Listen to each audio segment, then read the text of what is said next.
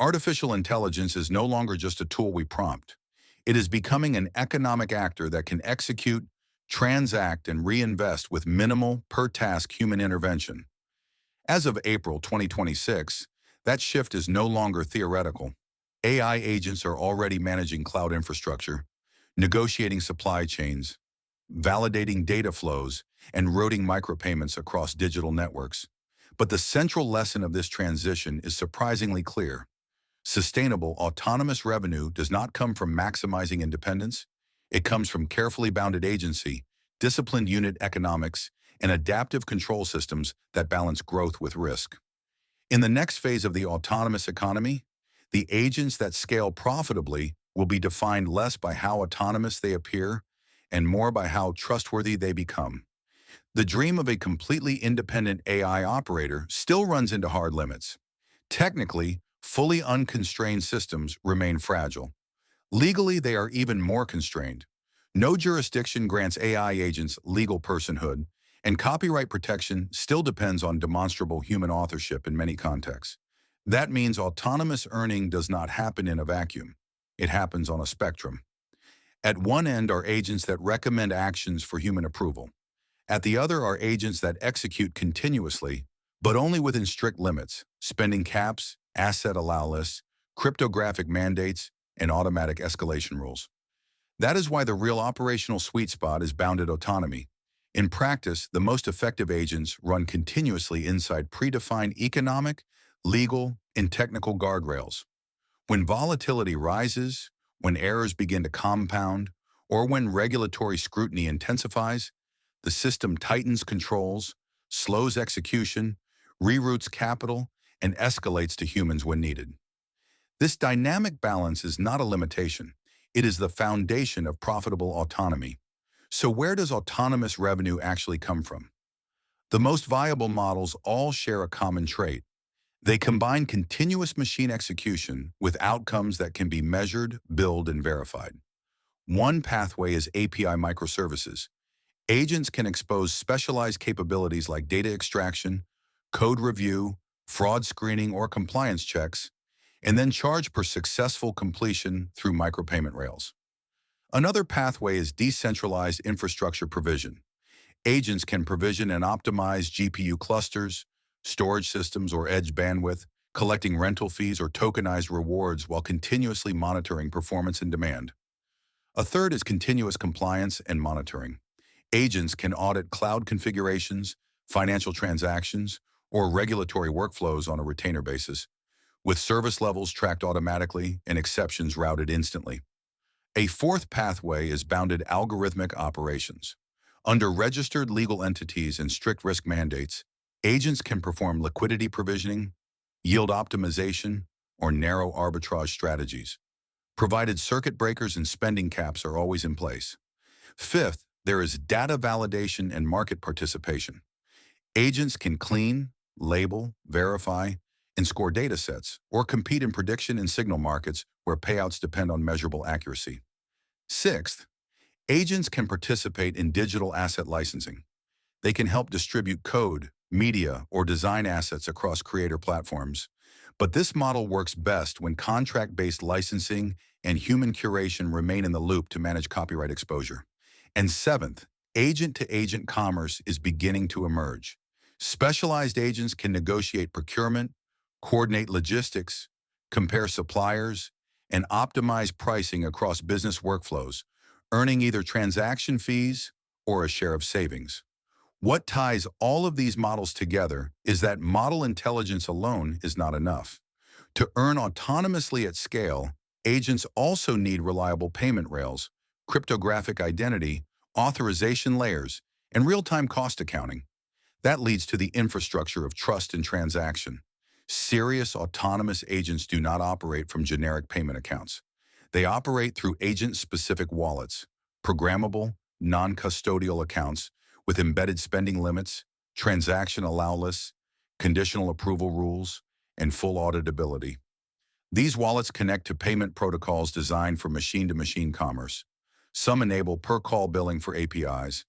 Others support delegated purchasing, authenticated card approval, and signals that identify AI-driven activity to payment networks for fraud and risk analysis. Above the wallet layer sits a credential layer. Agents need verifiable digital credentials that define what they are allowed to buy, under what conditions they may act, which thresholds require human presence, and how authority can be revoked or modified. This is how the legal and operational gap gets resolved. The agent does not become a legal person.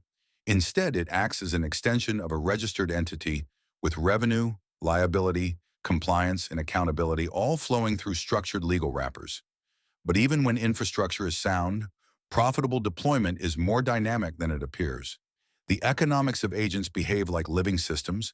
When revenue rises, operators often reinvest in stronger models, faster infrastructure, and broader reach.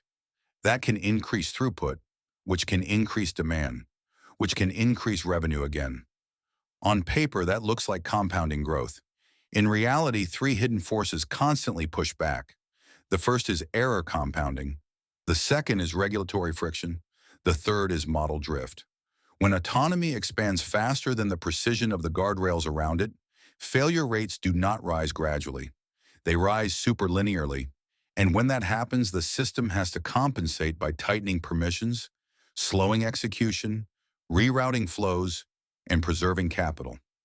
Those corrections may look inefficient in the moment, but they are what prevent catastrophic loss. This is why strong operators focus on unit economics, not just raw model performance. The key metric is cost per successful outcome, not cost per token or per inference. What matters is whether the entire workflow produces reliable value after accounting for compute, routing, settlement friction, remediation, and failure recovery. The most resilient systems also maintain economic buffers. Stablecoin or cash equivalent reserves, covering roughly 25 to 40% of monthly operating costs, can absorb settlement delays, fee spikes, and temporary revenue drops without interrupting execution. Likewise, redundant execution pathways matter. Even if a fallback path is slightly less efficient, it can keep the business alive during API failures, regulatory disruptions, or provider outages. In practice, resilient agent systems optimize for controlled oscillation, not maximum speed. Compliance is part of that resilience. It cannot be bolted on after deployment. It has to be built into the architecture from the start. Systems that embed cryptographic intent, structured audit trails, jurisdiction-aware controls, and verifiable authorization tend to survive and strengthen over time. Systems that rely on opaque execution, weak documentation, or shortcuts around authorization standards usually suffer capital leakage first and isolation later. Legal entities, insurance mechanisms, reporting frameworks, and structured governance are not bureaucratic obstacles. They are shock absorbers that allow autonomous systems to scale without exposing principals to unmanaged liability. So what should organizations do now? The strategic shift is from feature-centric development to system-centric design. First, instrument outcomes, not inputs. Track cost per successful workflow, error compounding rates, treasury depletion velocity, and recovery costs. Use those signals to guide routing, caching, model selection, and intervention logic. Second, design for dynamic autonomy. Guardrails should adjust in real time based on risk-adjusted performance. Static thresholds either choke growth too early or fail too late. Third, embed compliance natively. Verifiable credentials, intent mandates, and audit logs should be foundational primitives, not optional add-ons. Fourth, maintain economic capacitors. Preserve treasury buffers in stable assets so the system can handle latency, volatility, and reinvestment needs without sudden breakdowns. Fifth, monitor phase transition signals. If error rates move above roughly 2.5%, if guardrail overrides start tripling in frequency, or if treasury depletion begins to outpace revenue growth, the system may be entering an autonomy trap that requires immediate correction. And sixth, preserve structural redundancy. Reserving roughly 20 to 30% of execution capacity for backup pathways and fallback payment rails may feel inefficient, but in production, it consistently outperforms fragile optimization. The larger conclusion is straightforward. The autonomous economy is not emerging because machines are finally becoming fully independent. It is emerging because technical capability, legal accountability, and economic discipline are beginning to converge. AI agents are already earning income, executing transactions and optimizing workflows without per-task human intervention. But the systems that endure will not be the ones with the loosest controls. They will be the ones built on bounded agency, cryptographic trust layers, instrumented unit economics, and adaptive control systems that continuously balance growth with risk. Organizations that understand this will do more than deploy agents. They will orchestrate resilient, self-correcting economic systems that can scale sustainably through the next decade of AI-driven commerce. If you found this episode valuable, please like, share, and subscribe to the channel. And if you have feedback, ideas, or topics you would like us to cover next, email xfointelligence@gmail.com. Thanks for listening.